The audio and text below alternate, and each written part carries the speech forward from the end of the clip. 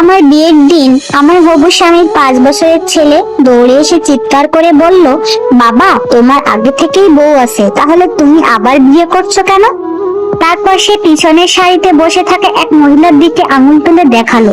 সেই মুহূর্তে পুরো হলরুম নিস্তব্ধ হয়ে গেল।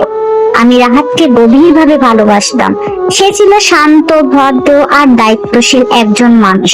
তার সবচেয়ে বড় গুণ ছিল সে তার ছেলের হৃদয়ের জন্য সবকিছু করতে পারত। আমার হবু বরের বাচ্চা হৃদয়ের বয়স মাত্র 5 বছর। আমার হবু বর রাহাত আমায় বলেছিল হৃদয়ের জন্মের সময় ওর মা মারা গেছেন। এই কথা শুনে আমার খুব খারাপ লেগেছিল। এই বিষয়ে আমি রাহাতকে আর কোনো প্রশ্ন করিনি, কারণ আমি রাহাতকে বিশ্বাস করতাম। হৃদয় সারাক্ষণ দৌড়ঝাঁপ, হাজারটা প্রশ্ন আর দুষ্টামিতে ভরা একটা ছোট্ট ছেলে। ওকে ভালোবেসে ফেলতে আমার খুব বেশি সময় লাগেনি। বিয়ের দিন সকালে আমি আয়নার সামনে বসেছিলাম। আমার সবচেয়ে কাছের বন্ধু মেহরিন আমার ওড়না ঠিক করে দিতে দিতে বলল, এত টেনশন করছিস কেন? আমি হেসে বললাম, টেনশন না, উত্তেজনা। সত্যি বলতে সেদিন আমার মনে হচ্ছিল জীবনে প্রথমবারের মতো সবকিছু ঠিক জায়গায় এসেছে। আমি কল্পনা করছিলাম ছোট্ট একটা সংসার, সাপ্তাহিক ছুটির দিনে একসাথে নাস্তা করা, সন্ধ্যায় সিনেমা দেখা আর হৃদয়ের দুষ্টুমি নিয়ে হাসাহাসি করা। বড় কোনো স্বপ্ন ছিল না, শুধু একটা শান্ত সুখী পরিবার। কিছুক্ষণ পর অনুষ্ঠান শুরু হলো। অতিথিরা সবাই এসে গেছে।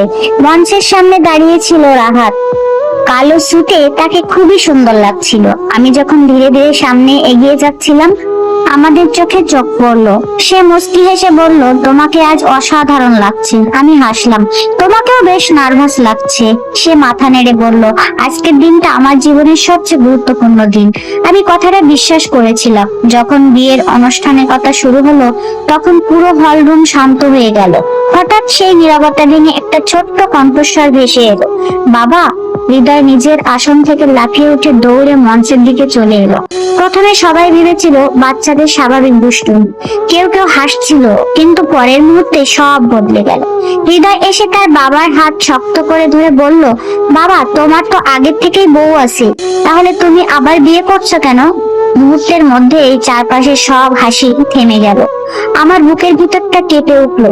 আমি রাহাতের দিকে তাকালাম, ভাবলাম সে হয়তো হেসে বলবে বাচ্চাটা ভুল বুঝেছে, কিন্তু সে কিছুই বলল না। তার মুখের রং মুহূর্তেই ফ্যাকাশে হয়ে গেল। সে যেন পাথরের মতো স্থির হয়ে দাঁড়িয়ে রইল।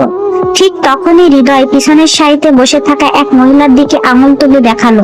আর সেই মুহূর্তে আমার মনে হলো, হৃদয়ের আঙুল যেদিকে উঠেছিল আমি কাঁপতে কাঁপতে সেদিকে তাকালাম। পিছনের সারিতে বসে থাকা মহিলাটি ধীরে ধীরে উঠে দাঁড়ালেন। তার পরনে ছিল হালকা নীল রঙের শাড়ি, চোখ দুটো লাল, যেন অনেকক্ষণ ধরে কান্না চেপে রেখেছেন। পুরো হলরুমে এমন নীরবতা নেমে এলো যে মানুষের শ্বাস নেওয়ার শব্দও শোনা যাচ্ছিল। আমি রাহাতের দিকে তাকালাম। সে মাথা নিচু করে দাঁড়িয়ে আছে, তার ঠোঁট কাঁপছে, কিন্তু কোনো কথা বের হচ্ছে না। হৃদয় আবার বলল, বাবা তুমি তো বলেছিলে উনিই আমার মা, তাহলে সবাইকে বললে আমার মা মারা গেছে কেন? কথাটা শুনে অতিথিদের মধ্যে গুঞ্জন শুরু হয়ে গেল। কি বললো বাচ্চাটা? তাহলে কি ছেলেটার মা বেঁচে আছেন? এত বড় কথা লুকিয়েছে? আমার বুকের ভিতরটা হঠাৎ ফাঁকা হয়ে গেল। মনে হচ্ছিল চোখের সামনে দাঁড়িয়ে থাকা মানুষটাকে আমি যেন কোনোদিন চিনিই না। আমি ধীরে ধীরে বললাম, রাহাত এটা কি সত্যি? সে একবার আমার দিকে তাকিয়ে আবার চোখ নামিয়ে ফেললো। ঠিক তখনই সেই মহিলা সামনে এগিয়ে এলেন। শান্ত গলায় বললেন, আমি কোনো ঝামেলা করতে আসিনি, আমি শুধু আমার ছেলেকে একবার দেখতে এসেছিলাম। আমি অবাক হয়ে তার দিকে তাকিয়ে রইলাম। মহিলার চোখ বেয়ে অশ্রু গড়িয়ে পড়ছে। তিনি বললেন, 5 বছর আগে একটা ভয়ঙ্কর দুর্ঘটনার পর আমার স্মৃতিশক্তি প্রায় হারিয়ে গিয়েছিল। দীর্ঘদিন হাসপাতালে ছিলাম।